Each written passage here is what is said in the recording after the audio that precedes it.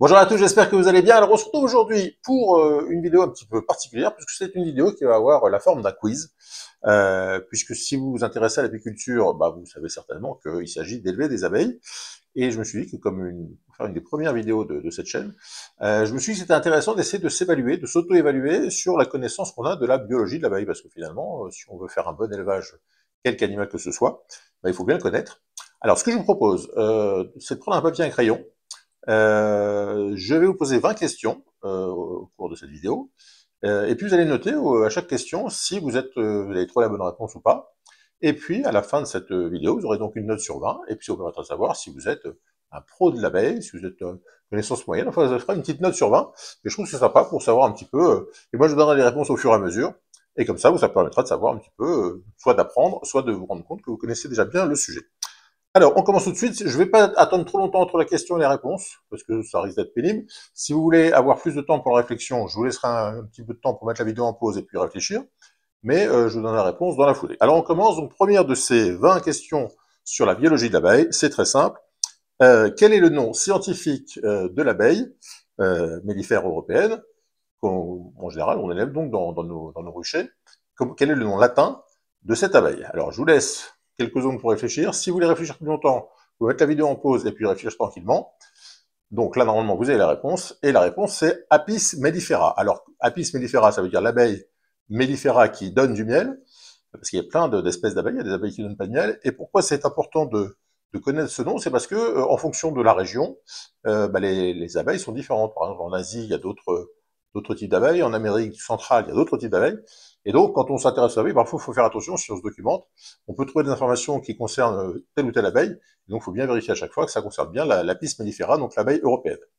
Donc, première question, si vous avez répondu Apis mellifera, vous pouvez vous mettre un point sur votre petit papier. Deuxième question, quels sont les trois types d'individus, les trois castes qui composent une colonie d'abeilles? Dans une colonie d'abeilles, il y a trois familles ou trois types d'abeilles. Alors, est-ce que vous avez laissé nom à ces trois noms, enfin trois types d'abeilles? Donc, je vous laisse y réfléchir. Si vous voulez réfléchir tranquillement, vous mettez en pause. Alors, en fait, c'est très simple. Hein. La plus connue, c'est la reine des abeilles. C'est celle qui va pondre. En fait, dans une colonie, toutes les abeilles sont la fille de la reine.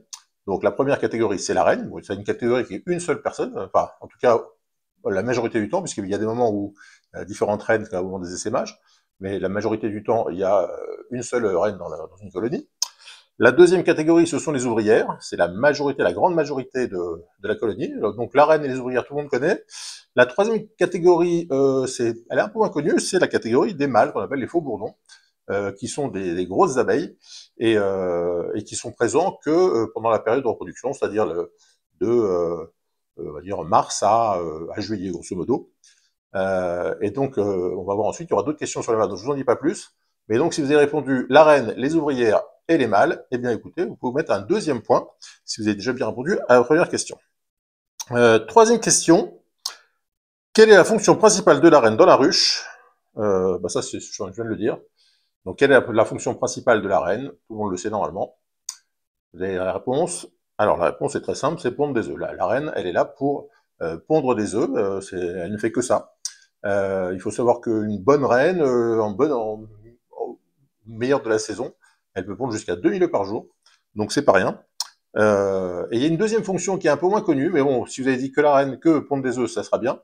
Mais la reine, elle a une deuxième fonction qui est d'assurer la cohésion de la ruche. C'est-à-dire qu'elle émet une phéromone qui dit, la phéromone, elle dit, bah, je suis la reine, je suis là et tout va bien. Et ça rassure la colonie. Quand la reine n'est plus là, il n'y a plus cette phéromone, et donc la ruche la colonie devient ce qu'on appelle bourdonneuse, c'est-à-dire qu'elle a plus, elle est orpheline. Et donc, parce qu'il n'y a plus cette phéromone de reine, bah, la colonie est plus, va être perturbée, va commencer à chercher à faire une nouvelle reine, etc. Donc, le rôle de la reine, c'est pondre des œufs, donc je vous dis au plus de la saison, entre 1500 et 2000 par jour, et puis émettre cette phéromone de tranquillité, pour rassurer toute la colonie. Mais si vous avez répondu que pondre des œufs, c'est déjà bien. Vous pouvez vous accorder le point. Quatrième question, quel est le rôle unique des faux-bourdons dans le cycle de reproduction de la colonie? Alors, les faux-bourdons, ce sont les mâles, et comme leur nom l'indique, les mâles sont là pour être des mâles, et ils ne font que ça. Alors, c'est pour ça qu'ils ne sont là que pendant la saison de reproduction. La reine commence à pondre des mâles en début de saison, avec des cellules qui sont un peu plus grosses, hein, quand on voit sur un cadre, quand on voit des cellules plus grosses, plus bombées, plus arrondies, ce sont des cellules de mâles, et les mâles sont là uniquement pour la reproduction. Donc la réponse à cette question, le rôle unique des faux bourdons, c'est la reproduction, et donc ils ne sont là que, comme je disais, de mars à février à juillet, parce qu'après, il n'y a plus trop de reines vierges qui émergent, et donc plus besoin de reproduire. Donc le rôle unique des mâles, c'est la reproduction, ils sont à la belle vie, ils ne travaillent pas, ils sont nourris par le travail des ouvrières, et leur seul truc, c'est de se reproduire. Alors le seul inconvénient, c'est que d'abord tout le monde n'a pas le droit à la reproduction, parce qu'il y a ce qu'on appelle des congrégations où tous les mâles se retrouvent pour féconder les reines. Il y a pas, tous les mâles ne pourront pas se reproduire. Et ce qui se passe, c'est que malheureusement, une fois qu'ils sont reproduits, ils laissent leurs attributs dans la reine, et donc ils finissent en copulant, ce qui est une mort un petit peu triste. Mais c'est comme ça que ça se passe. Il faut savoir que la reine, quand elle fait son vol nuptial, elle est fécondée par une quinzaine de mâles, et pour emmagasiner un maximum de l'équivalent de spermatozoïdes, on va dire, dans sa spermathèque, et ça permettra à la reine de pondre pendant jusqu'à 5 ans, parce que tous ces 15 mâles vont lui donner tellement de spermatozoïdes qu'elle aura assez de spermatozoïdes pour se reproduire pendant 5 ans. Donc, quatrième question, quel est le rôle unique des faux bourdons? Donc, féconder les jeunes reines au moment du vol nuptial. Si vous avez répondu ça, vous pouvez vous accorder le point. Cinquième question, qu'est-ce qui détermine si une larve femelle issue d'un œuf fécondé deviendra une reine ou une ouvrière? Grosso modo, vous avez la reine qui pond des tas d'œufs tous les jours, on a dit jusqu'à 2000 œufs. Qu'est-ce qui fait que cette cellule va être, la larve qui a été pondue va être une ouvrière ou une reine? Alors je vous donne un petit indice, c'est lié à l'alimentation de cette larve. Est-ce que vous avez la réponse? Alors, si vous n'avez pas, vous cherchez, vous mettez en pause. Sinon, la réponse, c'est évidemment l'alimentation. C'est que les reines sont nourries exclusivement à partir de gelée royale. Donc, une ouvrière qui ne reçoit que de la gelée royale, ça lui permet de développer ses organes de reproduction, alors que les ouvrières, les autres abeilles qui sont nourries avec du pollen, ne développent pas ces organes, et donc ne peuvent pas se reproduire. Donc, ce qui fait que une larve femelle issue d'un œuf fécondé deviendra une reine ou une ouvrière, c'est l'alimentation. La reine est nourrie uniquement avec de la gelée royale, les autres avec de la gelée royale, du pollen, du nectar, etc. Donc, si vous avez répondu l'alimentation et la gelée royale, c'est un bon point pour cette cinquième question. Alors, sixième question, de quoi est constituée la gelée royale? Alors, la gelée royale, on vient de voir que c'est donc l'alimentation exclusive des larves qui vont devenir des reines. Et c'est alors vous connaissez, certains en consomment même, les humains en consomment parfois. C'est une substance riche en protéines, en sucre, en lipides, en vitamines, donc un aliment très riche. Et alors, il y a différentes écoles, selon certains scientifiques, c'est pas tellement la gelée royale qui permettrait permettre aux larves de développer des organes génitaux, c'est le fait de ne pas avoir de pollen. Alors, ça remet un peu en question cette super valeur de la gelée royale, alors, même si la gelée royale est très nutritive, mais d'après ce que disent certaines études, ça serait plus l'absence de pollen qui permettrait de faire une reine que la nourriture exclusive en gelée royale. Mais en tout cas, de quoi est constituée la gelée royale? Donc de protéines principalement, de sucre, de vitamines, de lipides, donc c'est un aliment très riche qui permet à la reine donc de devenir une reine, à l'ouvrière, enfin à la larve de devenir une reine. Septième question, quelles sont les 4 grandes étapes du cycle de développement d'une abeille de l'œuf à l'adulte? Alors les 4 grandes étapes du cycle de développement d'une abeille, est-ce que vous les avez? Alors voilà la réponse, l'œuf, donc c'est ce que va pondre la reine dans la cellule. La larve, au bout de 3 jours, on voit que la petite larve se forme dans le... Alors vous savez qu'au départ vous avez un petit bâtonnet, après vous avez une petite forme de C, et puis ensuite, quand cette larve se développe, elle devient une nymphe, c'est le stade operculé. Quand vous ouvrez vos cadres, vous voyez que le couvain est operculé, donc à ce stade-là, ce sont des nymphes, donc ce ne sont pas encore des abeilles terminées, mais on voit déjà la forme de l'abeille. Et puis, au bout des X jours de préparation, qui est différent selon les types d'abeilles, vous avez l'adulte. Donc les 4 étapes, c'est l'œuf, la larve, la nymphe, et l'adulte, qu'on appelle aussi l'imago. Alors celle-là, je ne suis pas sûr que vous ayez les 4, mais si vous avez les 4, bravo, ça vous fait un point. Huitième question, quelles sont les durées approximatives de développement de l'œuf à l'adulte pour une reine, une ouvrière et un faux bourdon? Parce qu'effectivement, selon qu'une larve va devenir une ouvrière, une reine ou un faux bourdon, elle n'a pas la même durée de développement. Alors, est-ce que vous avez cette durée? Je vous laisse y réfléchir. Eh bien, la reine, il faut 16 jours pour faire une reine. Bizarrement, il faut moins de temps pour faire une reine que pour faire une ouvrière, parce qu'une ouvrière, c'est 21 jours.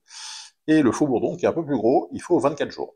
Donc la bonne réponse était 16 jours pour la reine, 21 jours pour l'ouvrière, et 24 jours pour le faux bourdon. Alors ça peut être intéressant de savoir ça, parce que par rapport au fait que quand on ouvre sa ruche et qu'on voit qu'une jeune reine vierge, par exemple, commence à pondre, on sait à peu près au bout de combien de temps on va commencer à avoir du monde dans la ruche, puisque si, je sais pas, une reine vierge commence à pondre, on va dire, le 1er mai, on sait qu'à partir du 21 mai, 22 mai, on va avoir beaucoup de naissances, et donc beaucoup d'abeilles qui vont pouvoir ramener du nectar, etc., et commencer, alors elles ne ramènent pas tout de suite, on va voir les différentes fonctions au fur et à mesure, mais on sait que la colonie va se développer dans les 3 semaines qui suivent.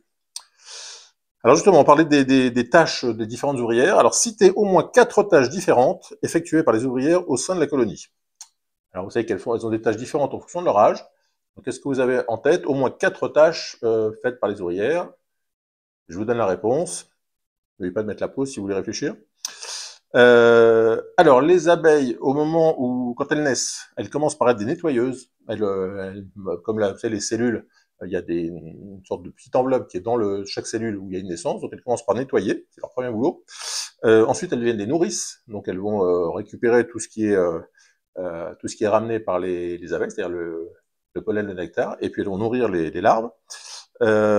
Ensuite, ce sont des architectes des cirières, c'est-à-dire qu'elles vont produire de la cire avec leur petite glande spécifique, et elles vont construire les rayons, donc ça c'est un rôle important. Ensuite, elles peuvent devenir ventileuses, elles peuvent devenir gardiennes, et en général, elles terminent par butineuses. Donc les différents rôles, butineuse, c'est ce que je vous rappelle, hein, elle ramène du nectar, du pollen, de l'eau. Donc les différents rôles d'une ouvrière dans sa vie, c'est nettoyeuse, nourrice, architecte cirière, ventileuse, gardienne et butineuse. Alors si vous en avez au moins 4 sur ces différentes fonctions, et bien vous pouvez vous accorder ce 9e point. Alors 10e question.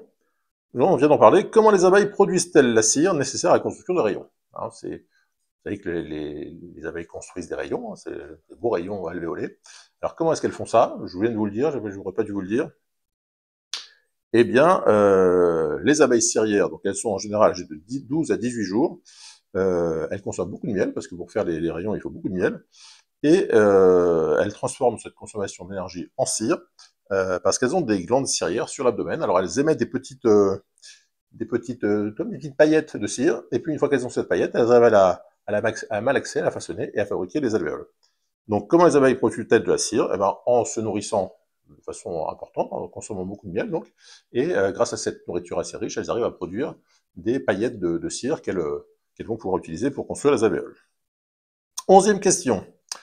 Quels sont les 2 principaux aliments collectés et utilisés par les abeilles pour leur propre subsistance et pour l'élevage du couvain? Alors bon, ça c'est tout le monde sait ça normalement. Les abeilles ramènent 2 choses, on va dire 3 choses, mais l'eau, on va dire que c'est une évidence.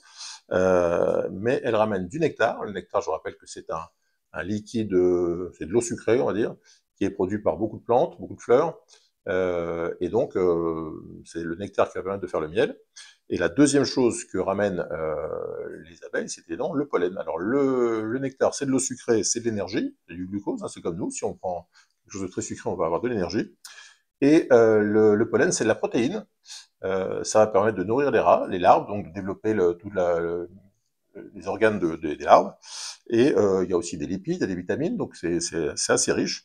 Et donc, si on n'a pas à la fois du nectar pour l'énergie, pour le sucre, et puis du pollen pour les protéines, et ben une colonie ne peut pas bien se développer. Donc la réponse à cette question, c'était pollen et nectar, et éventuellement de l'eau. Enfin, c'était pas on avait dit 2 principaux éléments, donc c'est le pollen et le nectar.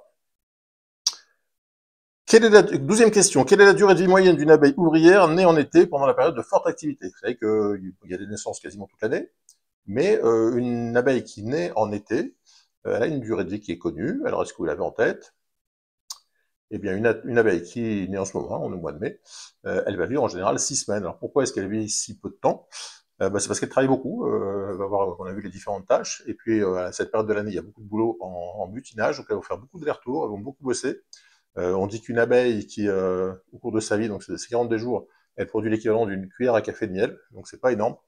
Mais donc comme elle bosse beaucoup, hein, du matin au soir, des allers-retours, des vols, etc., et ben elle vit que entre 4 et 6 semaines.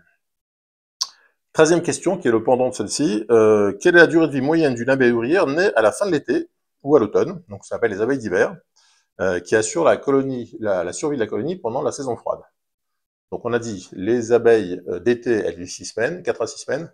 Les abeilles d'hiver, alors vous avez la réponse, là c'est entre 4 et 6 mois, ça dépend à quel moment elles sont exactement. Mais ce sont des abeilles qui bossent beaucoup moins, parce qu'elles ont beaucoup moins d'énergie à dépenser pour aller butiner, pour les ramener de la nourriture.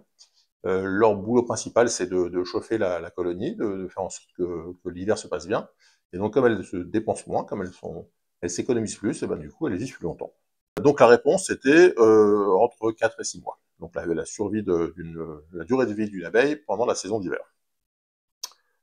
14e question. Combien d'yeux possède une abeille adulte et de quel type sont-ils? Alors, les yeux, alors ça, c'est par rapport à l'anatomie de l'abeille, c'est important de connaître l'anatomie de l'abeille. Alors, comme ça, vous diriez peut-être 2 yeux, et ben non. Une abeille possède 5 yeux, 2 gros yeux sur les côtés de la tête, et 3 yeux simples, ça s'appelle des ocelles, qui sont sur le dessus de la tête. Et tous ces yeux, ça lui permet de voir tout autour, quasiment à 360 degrés, et c'est utile notamment par rapport aux prédateurs, parce que les abeilles sont consommées par les oiseaux, par exemple, et le fait de voir partout, ça leur permet d'éviter de se faire grignoter, parce que c'est vrai quand elles sont en train de bosser, alors c'est vrai quand elles ont la tête dans les fleurs, c'est pas évident, mais le fait d'avoir cette vue périphérique, ça leur permet d'une part de mieux trouver toutes les fleurs, toute la nourriture, et d'autre part de se protéger des éventuels prédateurs. Donc la réponse était 5 yeux pour cette 14e question. 15e question, comment les abeilles communiquent-elles au sein de la colonie? Alors il y a deux modes de communication. Est-ce que vous les avez? Alors celui qui est le plus connu, c'est la danse. Vous savez que les abeilles font des danses, notamment pour indiquer les sources de nourriture. Elles vont revenir à la ruche quand elles vont trouver un endroit avec plein d'acacias, avec plein de faux acacias, de robiniers. Elles vont trouver un endroit avec plein de fleurs, donc plein de pollen, plein de nectar. Elles vont revenir et elles vont indiquer aux autres abeilles de la colonie, aux autres butineuses, où se trouve cette source de nourriture, avec des ronds, alors des danses en forme de 8, enfin bon, elles ont une forme de communication par la danse, par des mouvements, et les abeilles, en touchant l'abeille, en regardant le mouvement qu'elle fait, arrivent à dire qu'il y a un champ de colza, par exemple, à 100 mètres, à droite, à gauche, enfin bon, elles ont vraiment la destination précise, et ça leur permet d'aller sur cette zone et de collecter de la nourriture. Deuxième mode de communication, ce sont les émissions de phéromones, c'est-à-dire les odeurs. Vous avez remarqué certainement que quand on a par exemple une agression, quand les abeilles se sentent agressées, elles diffusent une odeur particulière, c'est une odeur de banane. Ça c'est une alerte, c'est une phéromone d'alerte, c'est-à-dire ça leur permet, quand les abeilles sentent ce parfum de banane, elles savent qu'il y a un agresseur et donc elles vont aller agresser tout ce qu'elles vont avoir devant elles. Et c'est pour ça d'ailleurs qu'on enfume, parce que le fait d'enfumer permet de masquer cette odeur. Et donc la réponse à cette question, comment est-ce que les abeilles communiquent? C'est par des danses, par des mouvements, et puis par des odeurs. Voilà donc pour la réponse. 16e question, quel est le principal mécanisme de régulation de la température à l'intérieur de la ruche par les abeilles pour maintenir des conditions optimales pour le couvain? Alors, vous savez que le couvain, c'est donc la zone où la reine pond les œufs, les larves. Donc vous avez en général dans un cadre d'abeilles, vous avez au centre le couvain, c'est-à-dire les œufs, les futures abeilles. Autour, vous avez en général le pollen, et puis encore au-dessus, le miel. Donc elles ont les bébés, les protéines pour les nourrir, et puis le nectar ou le miel autour. Donc vous avez comme ça les différentes couches du cadre. Et ce couvain, il doit être en permanence à 37 degrés. Donc si il fait trop froid, les abeilles vont ventiler pour chauffer. S'il fait trop chaud, les abeilles vont ventiler pour refroidir. Et donc leur boulot, c'est de battre des ailes pour permettre de garder toujours la bonne température. Donc quel est le principal mécanisme de régulation? C'est pour refroidir, elles ventilent donc en battant des ailes. S'il fait trop chaud, elles peuvent apporter de l'eau. Pour réchauffer, elles peuvent se former en grappes. C'est-à-dire ce qu'on voit quand on... Enfin, faut pas ouvrir en hiver, mais si par hasard on doit ouvrir en hiver, on voit qu'elles sont très collées pour se coller. Donc elles se forment en grappe et elles vibrent leurs muscles, un peu comme nous quand on tremble, pour museler leurs ailes pour produire de la chaleur. Donc, question un petit peu complexe. Principal mécanisme de régulation de la température. Donc, en été, quand il fait trop chaud, elles ventilent en battant des ailes, elles peuvent apporter de l'eau. Et en hiver, pour réchauffer, elles se forment en grappe et elles vibrent leurs muscles, elles tremblent un peu pour produire de la chaleur. Donc cette réponse n'était pas évidente, mais c'était la réponse à la 16e question. 17e question, qu'est-ce que la propolis et à quoi sert-elle dans la ruche pour la santé et la structure de l'habitat? Alors, la propolis, je vous laisse le temps de réfléchir. La propolis, vous savez que c'est en général de la résine d'arbre que les abeilles vont collecter, qui est une sorte de mastic, hein, c'est une substance résineuse que les abeilles collectent en général sur les bourgeons des arbres, et ça sert d'antiseptique. Alors c'est un mastic qui est à la fois un antiseptique, et ça va leur servir à boucher s'il y a une aération, quelque chose qui leur peut pas, elles vont boucher avec ce mastic toutes les fissures. Elles vont aussi s'en servir pour momifier si on a un corps étranger, un insecte, un prédateur qui est à l'intérieur, pour pas qu'il se décompose et qu'il amène des maladies. Elles vont l'entourer de propolis pour le momifier. Si elles ne peuvent pas, en général, alors quand c'est quelque chose qui peut être évacué, elles le sortent. Par exemple, les abeilles mortes, elles sont sorties par la colonie. Mais si elles ne peuvent pas le sortir, elles vont le momifier, l'entourer comme ça de propolis, pour qu'il ne soit pas une source de maladie. Donc la réponse, à quoi sert la propolis? Elle sert à boucher les fissures, elle sert d'antiseptique, et elle sert éventuellement à momifier les intrus. Donc si vous avez une des trois réponses, ça ira très bien. Pour la 17e question. 18e question, très facile. Qu'arrive-t-il à une abeille ouvrière après avoir utilisé son dard pour piquer un agresseur? Donc ça peut être nous. Donc ça, tout le monde le sait.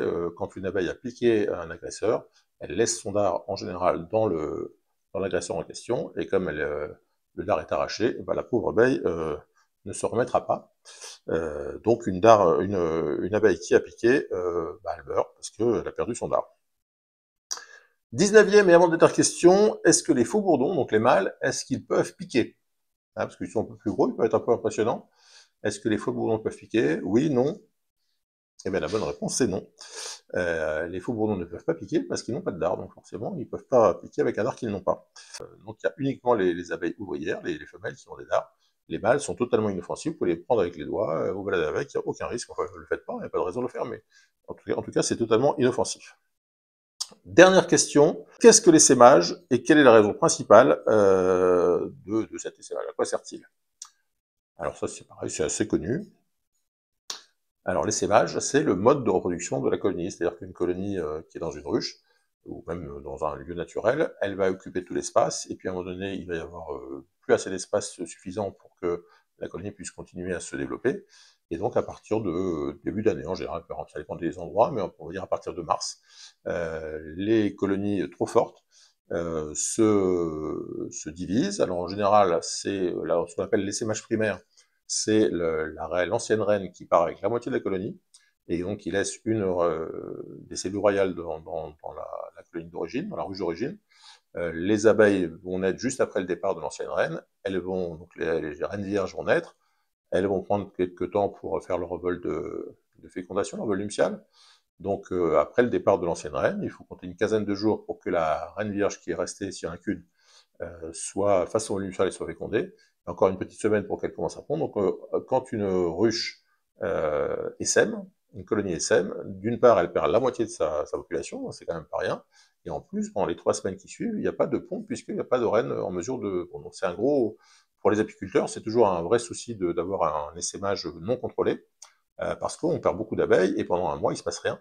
Donc c'est pour ça que les apiculteurs doivent vraiment faire en sorte d'éviter l'essaimage, de le contrôler, pour diviser par exemple au préalable, pour garder la colonie dans leur rucher et pas perdre beaucoup de monde. Donc l'essaimage, ça peut être très bien si on sait le gérer, mais ça peut être aussi un problème parce que si on a X colonies et que X colonies essaiment et partent dans la nature, et ben on perd beaucoup de ces ouvrières à cette période importante de l'année, et puis pendant un mois il se passe rien, quasiment un mois il se passe rien. Donc l'essaimage, c'est quelque chose qu'il faut vraiment bien gérer, et ça se fait assez facilement, il faut bien surveiller ces colonies. Voilà pour ces 20 questions. Alors, je vous laisse faire un petit compte de vos différentes réponses. Alors, si vous avez entre 15 et 20 points, c'est-à-dire 15 et 20 bonnes réponses, vous êtes un pro de l'abeille, vous connaissez tout, vous connaissez parfaitement l'abeille, donc pas besoin de trop continuer à chercher, vous connaissez déjà bien. Entre 10 et 15, c'est pas mal, vous connaissez bien, mais vous pouvez continuer à vous documenter. Si vous avez moins de 10, c'est important. Alors, évidemment, ce genre de vidéo, c'est pas fait pour remplacer les ruchers écoles. Donc si vous n'avez pas fait de formation de rucher école, je vous recommande vraiment de chercher un rucher école près de chez vous pour faire une formation, parce que vous aurez une formation théorique et une formation pratique. Donc ça vous apprendra plein de choses. Alors ça prend, selon les ruches et écoles, des fois c'est quelques cours théoriques pendant l'hiver, quelques cours pratiques pendant la saison, et ça remplacera, vous pouvez lire tout ce que vous voulez, vous pouvez regarder des vidéos, mais c'est vrai que faire une formation dans un ruche école, d'abord vous allez rencontrer des apiculteurs amateurs de votre région, et puis vous allez apprendre plein de choses. Donc cette vidéo, c'est juste pour vous faire une petite idée de votre niveau, mais n'hésitez pas à aller vous faire une vraie formation dans un ruche école près de chez vous, même si c'est pas évident de trouver des places, parce que souvent ils sont assez demandés, et c'est pas évident à trouver. En tout cas, si ce genre de vidéo vous a plu, n'hésitez pas à la partager autour de vous, à essayer d'évaluer comme ça les connaissances que vous pouvez avoir. N'hésitez pas à mettre en commentaire ce que vous avez comme score, si vous avez une bonne note, une mauvaise note, mettez ça en commentaire. Et puis mettez aussi éventuellement d'autres questions qu'on n'aurait pas posées dans ces 20 questions, mais qui vous paraissent importantes pour bien connaître la biologie de l'abeille. Et comme ça permettra à tous les gens qui liront les commentaires de cette vidéo d'avoir encore d'autres informations importantes. Peut-être que évidemment, j'ai pas tout, en 20 questions, on va tout voir. Mais disons que avec ces 20 questions-là, on peut avoir une idée comme ça, pas mal, assez générale de la biologie de l'abeille. Voilà, si cette vidéo vous a plu, évidemment, n'hésitez pas à mettre un petit pouce bleu. Si vous avez des questions dans les commentaires, comme je viens de vous le dire, n'hésitez pas à poser vos questions en commentaire et puis à mettre vos notes et puis votre ressenti sur ce genre de vidéo. Et puis, si vous n'êtes toujours pas abonné, évidemment, je compte sur vous pour nous rejoindre très vite. À très bientôt, bye bye!